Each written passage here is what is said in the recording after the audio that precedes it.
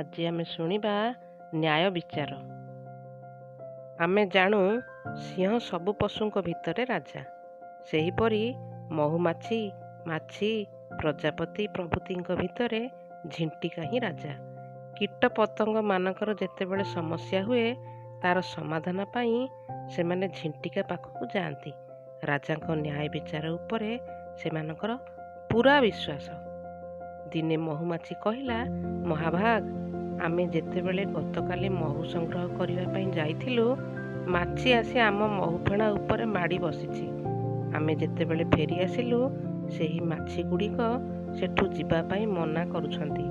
ଏବେ ସେମାନେ କହୁଛନ୍ତି ମହୁଫେଣା ଓ ମହୁ ସେମାନଙ୍କର। ଜଣେ ମହୁମାଛି ସେମାନଙ୍କ ଭିତରୁ କହିଲା, ତାହା ଠିକ୍ ନୁହେଁ ମହାରାଜ, ଆମେ ମହୁଫେଣା ତିଆରି କରିଛୁ, ତେଣୁ ମହୁ ବି ଆମର।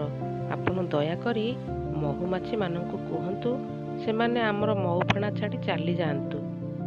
ଝିଣ୍ଟିକା ଜାଣିଥିଲା ଯେ ମାଛି ଗୁଡ଼ିକ କେବେ ବି ମହୁଫେଣା ତିଆରି କରିପାରିବେ ନାହିଁ, କିନ୍ତୁ ଯେହେତୁ ସେ ରାଜା, ସେ ଉଭୟ ପକ୍ଷକୁ ଶୁଣିବାକୁ ହେବ।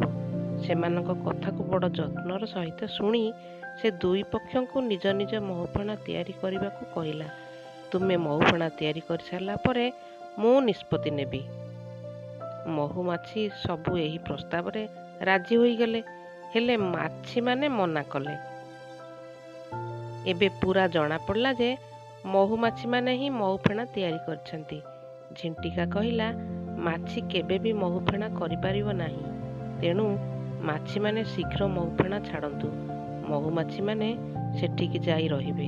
ମାଛିମାନେ ଏହା ଶୁଣି ଲଜ୍ଜିତ ହେଲେ ଓ ସେହି ଜାଗା ଛାଡ଼ିଦେଲେ। ମହୁମାଛିମାନେ ଖୁସିରେ ନିଜ ନିଜ ମହୁଫେଣାରେ ପୁଣି ଯାଇ ରହିଲେ। ଏହି ଗପଟିରୁ ଆମେ ଶିଖିଲେ ଯେ ପ୍ରକୃତ ପାରଦର୍ଶିତା କେବେ ଲୁଚି ରହେନି। ଉପଯୁକ୍ତ ସମୟରେ ତାହା ନିଶ୍ଚିତ ପରିପ୍ରକାଶ ହୁଏ।